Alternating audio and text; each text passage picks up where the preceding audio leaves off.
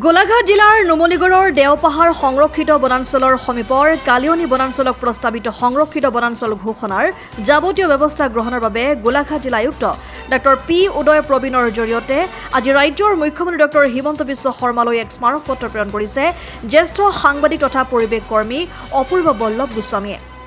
এই সন্দৰ্ভত গোস্বামীয়ে নিজৰ প্ৰতিক্ৰিয়া প্ৰকাশ কৰি কয় যে প্ৰায় 100 হেক্টৰ ভূমিৰে আগুৰি থকা কালিয়নী বনাঞ্চলত তৎকালীনভাৱে প্ৰস্তাৱিত সংৰক্ষিত বনাঞ্চলৰ স্বীকৃতি প্ৰদান কৰিব লাগে।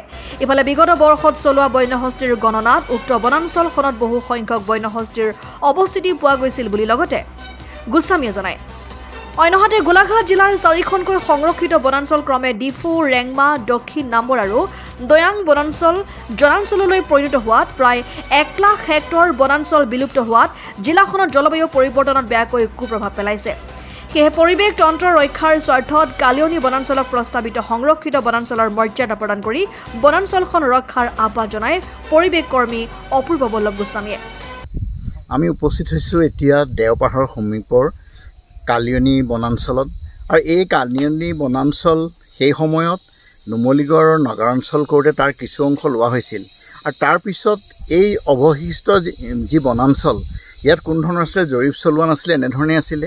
আৰু যেতিয়া হাতী গণনা আৰম্ভ হৈছিল তেতিয়াও আচলতে ইয়াত হাতী পোৱা গৈছিল আৰু গোলাঘাটৰ বন সংমণ্ডল প্ৰাধিকাৰীগৰাকীয়েও এই ক্ষেত্ৰত আমি তেখেতক প্ৰশ্ন কৰোঁতে তেখেতে আচলতে এটা ধনাত্মক দিশে তেখেতে উল্লেখ কৰিছে।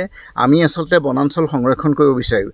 যি বনাঞ্চল আছে সেই বনাঞ্চল আচলতে প্ৰস্তাৱিত সংৰক্ষিত বনাঞ্চল যদি হয় মই ভাবোঁ এই বনাঞ্চলখন সংৰক্ষণ হ'ব।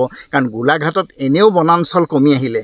আজি যদি অসম নাগালেণ্ড সীমান্তৰ কথা কওঁ, ডিফু সংৰক্ষিত বনাঞ্চল, দক্ষিণ নাম্বৰ সংৰক্ষিত বনাঞ্চল, ৰেংমা সংৰক্ষিত বনাঞ্চল, দয়াং সংৰক্ষিত বনাঞ্চল, এই 4খন বনাঞ্চল নাইকিয়া হোৱাত প্ৰায় 1 লাখ হেক্টৰতকৈ অধিক ভূমি আজি জনাঞ্চললৈ পৰিণত হ'ল।